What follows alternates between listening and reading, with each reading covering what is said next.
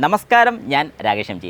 നമ്മുടെ വാഹനത്തിൻ്റെ AC gas fill ചെയ്തതിന് ശേഷം ലീക്കോ കാര്യങ്ങളൊന്നും കാണിക്കുന്നില്ല. പക്ഷേ AC ഇട്ട് കഴിഞ്ഞാൽ കൂളിംഗ് ഒന്നുമില്ല, ACയുടെ ഗ്യാസ് നിൽക്കുന്നുമില്ല. അപ്പോൾ ശരിക്കും പറഞ്ഞു കഴിഞ്ഞാൽ ACയുടെ ഗ്യാസ് നിൽക്കുന്നില്ലെങ്കിൽ നമുക്ക് ഉറപ്പിക്കാം ACയുടെ ഗ്യാസ് ലീക്ക് ആവുന്നുണ്ട്. ഒരു കാരണവശാലും ലീക്ക് ആകാതെ AC ഗ്യാസ് ഇല്ലാതെ വരത്തില്ല. ഇങ്ങനൊരു സംശയം എൻ്റെ ഒരു സബ്സ്ക്രൈബർ ചോദിച്ചിരിക്കുന്ന @ബൈജു നീതു ആണ് ചോദിച്ചിരിക്കുന്നത് 7979. ചോദ്യം ഇങ്ങനെയാണ്: ഗ്യാസ് നിറച്ചിട്ട് ഒരു മാസം പോലും നിൽക്കുന്നില്ല, എന്താണ് കംപ്ലയിൻറ്റ്? പ്രഷർ ചെക്ക് ചെയ്തിട്ട് ലീക്ക് കാണിക്കുന്നില്ല. അപ്പോൾ ഒരു കാര്യം നിങ്ങൾക്ക് മനസ്സിലാക്കാം, പ്രഷർ ചെക്ക് ചെയ്തിട്ട് ലീക്ക് കാണിക്കുന്നില്ല എന്നുള്ളത് ഏറ്റവും വലിയ തെറ്റായ രീതിയാണ്. കാരണം എന്താണെന്ന് പറഞ്ഞുതരാം.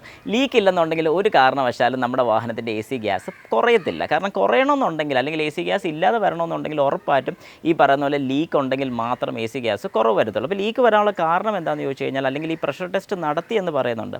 എങ്ങനെയാണ് പ്രഷർ ടെസ്റ്റ് നടത്തിയത്? ഷോറൂമിലോ അല്ലെങ്കിൽ AC ചെക്ക് ചെയ്യാൻ വേണ്ടി കൊണ്ടുകൊടുത്ത സ്ഥലത്ത് അവർ സാധാരണ ചെയ്യുന്നതെന്ന് പറഞ്ഞാൽ ജസ്റ്റ് പ്രഷർ ഒന്ന് അടിച്ചിടും.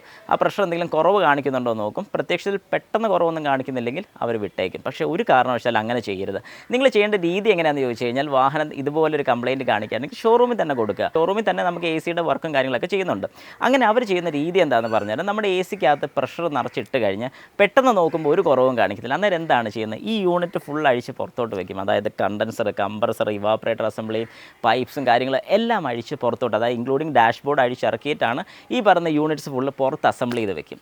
അങ്ങനെ പുറത്ത് അസംബിൾ ചെയ്ത് വെച്ചതിന് ശേഷം ഇതിനകത്തോട്ട് ഗ്യാസ് ഫില്ല് ചെയ്യും, അല്ലെങ്കിൽ ഒരു നൈട്രജൻ ഫില്ല് ചെയ്യും, അല്ലെങ്കിൽ എന്തെങ്കിലും പ്രഷർ ഫില്ല് ചെയ്തിടും. അങ്ങനെ പ്രഷർ ഫില്ല് ചെയ്തിട്ട് കഴിയുമ്പോഴത്തേക്കും നിങ്ങൾ മനസ്സിലാക്കേണ്ട ഒരു കാര്യം എന്താണെന്ന് പറഞ്ഞാൽ, ഈ സമയം ഇതിൻ്റെ കൂട്ടത്തിലൊരു ഗേജും കൂടെയാണ് ഫിറ്റ് ചെയ്യുന്നത്. അതായത് ഒരു ഗേജ് എന്ന് ഉദ്ദേശിക്കുന്ന എന്ത് പ്രഷർ ഇതിനകത്ത് നിൽക്കുന്നുണ്ട്.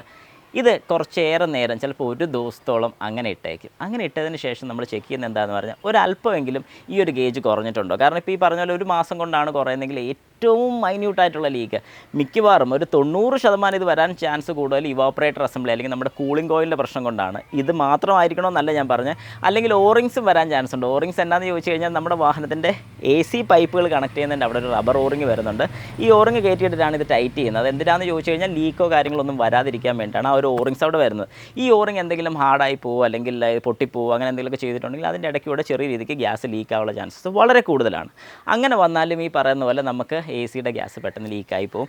അതുകൊണ്ടാണ് ഒരു മാസം, ഇപ്പോൾ ഈ പറഞ്ഞ പോലെ ഒരു മാസം പോലും നിൽക്കുന്നില്ല. ഇപ്പം നല്ല ലീക്കാണെന്നുണ്ടെങ്കിൽ പെട്ടെന്ന് അറിയാൻ സാധിക്കും. അതായത് ഇപ്പോൾ AC ഗ്യാസ് ഫില്ല് ചെയ്ത് കഴിഞ്ഞാൽ നാളെ നോക്കുമ്പോൾ ACക്ക് കൂളിംഗ് കാണത്തില്ല. അതൊക്കെയാണെന്നുണ്ടെങ്കിൽ നല്ല ലീക്കാണ്. പക്ഷേ ചെറിയ ലീക്ക്, വളരെ മൈന്യൂട്ടായിട്ടുള്ള ലീക്ക് ഞാൻ ഈ പറഞ്ഞ പോലെ ചിലപ്പോൾ ഒരു മാസം കൊണ്ടൊക്കെ കാണിക്കത്തുള്ളൂ. അങ്ങനെ ഒരു മാസം കൊണ്ട് കാണിക്കുന്നതാണെന്നുണ്ടെങ്കിൽ നിങ്ങൾ പേടിക്കേണ്ട കാര്യമില്ല.